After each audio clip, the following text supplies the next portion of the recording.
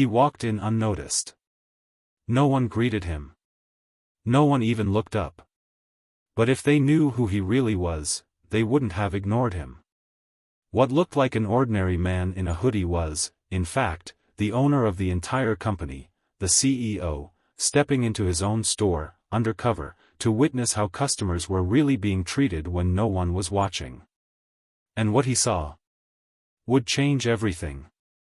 But before we dive deeper into this incredible story, I want to share something just as powerful, something that could transform your life just as unexpectedly. If you've ever felt like you were meant for more abundance, more success, more freedom, but couldn't quite figure out how to unlock it, there's something you need to see. It's called the 369 Manifestation Code, a simple, 3-digit sequence that taps into the exact vibrational frequency of wealth and abundance. People are using it to manifest money, opportunities, and freedom in as little as 24 hours. This isn't hype. It's ancient science meeting modern reality, and the results speak for themselves. Light bulb if you're curious, the link is waiting for you in the first pinned comment. Check it out after this video, and start opening doors you didn't even know existed. Now, back to the story. It was a quiet Tuesday morning in the city, the kind of day where people move a little slower, the air still carries last night's chill, and no one expects anything out of the ordinary. A small electronics store sat on the corner of a busy block, blending in like any other. Inside, shelves were lined with shiny new phones, accessories, and promotional signs boasting the latest, unbeatable deals. Behind the front counter, a young employee in his early 20s sat hunched over, scrolling through his phone. His red uniform shirt was untucked. His posture screamed boredom. His attention was somewhere far, far away. Then, the door chimed. An older man entered.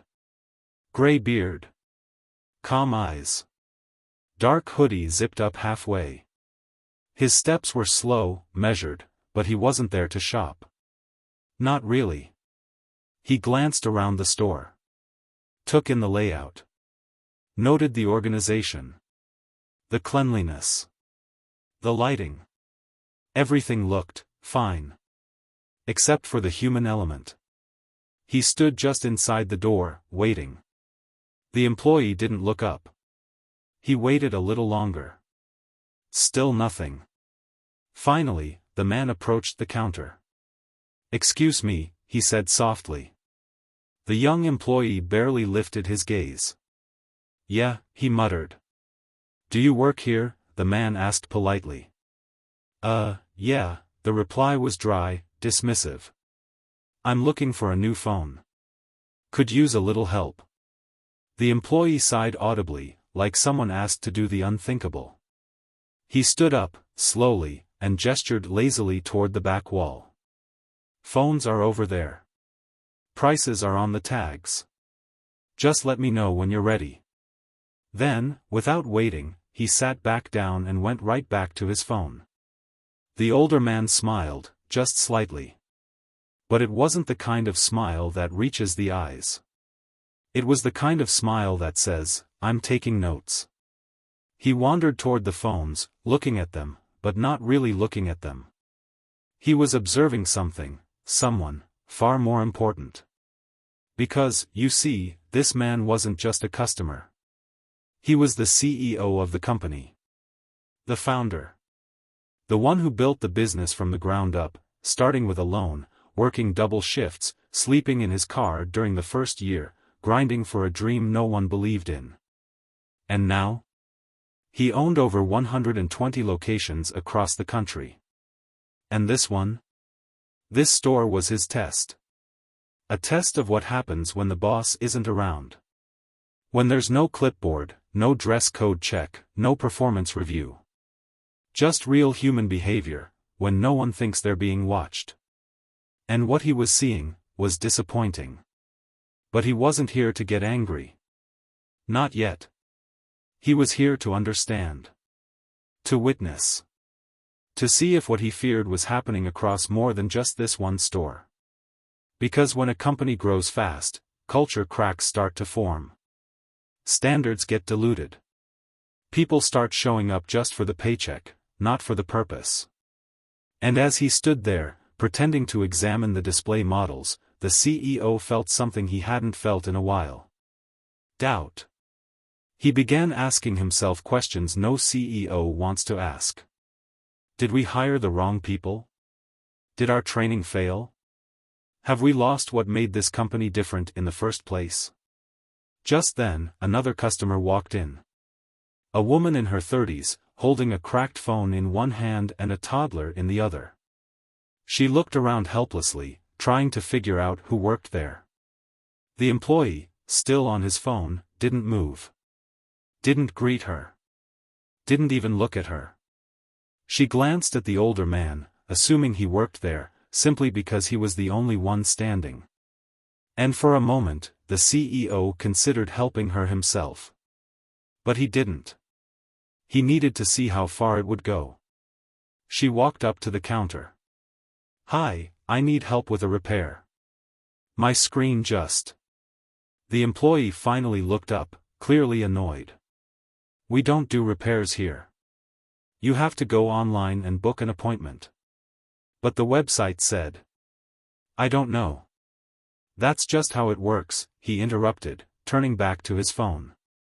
The woman blinked, stunned. Her child tugged at her arm.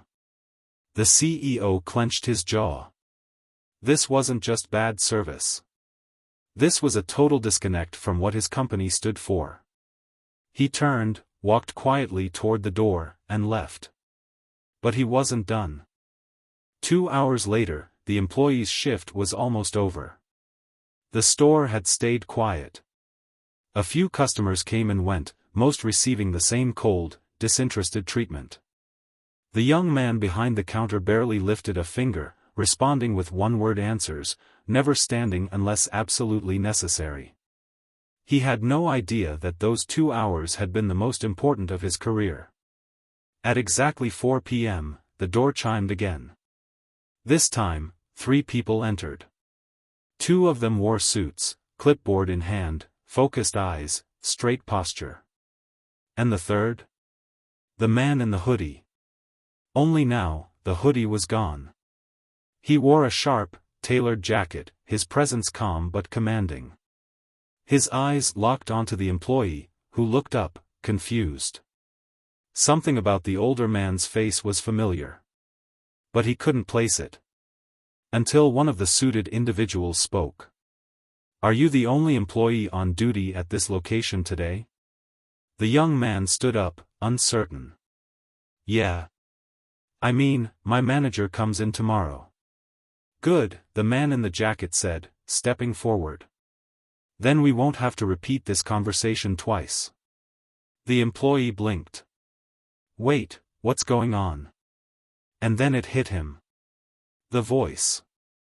The face. The man he ignored earlier.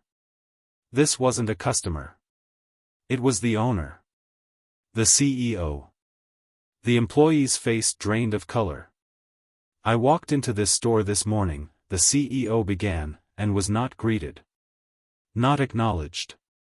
Not assisted. I stood at this counter and watched you ignore multiple people. And the most disappointing part of it all, is that you didn't even care." The store was silent. You could hear the buzz of the fluorescent lights above. "I built this company," the CEO continued, "on values. On service. On community. Not on this." The young man swallowed hard. I didn't know who you were." "That's exactly the point," the CEO replied. "You shouldn't give excellent service because someone's important. You should give it because you are." Silence again. Then the CEO turned to the 2 people in suits. "Please record the following notes. This employee will be placed on temporary leave, pending review. And I want a full audit of training standards at this location by Friday." The employee tried to speak. I'm sorry, sir. I've been having a rough month, and..." "We all go through rough months," the CEO interrupted. But it doesn't give us the right to disrespect others. You're not being punished for one bad day. You're being held accountable for what I saw, a pattern. And then he added something unexpected. But I believe in second chances. The room shifted. I want you to spend the next 3 days reviewing our company values, from top to bottom. You'll come back, and we'll see if you remember why this job exists in the first place.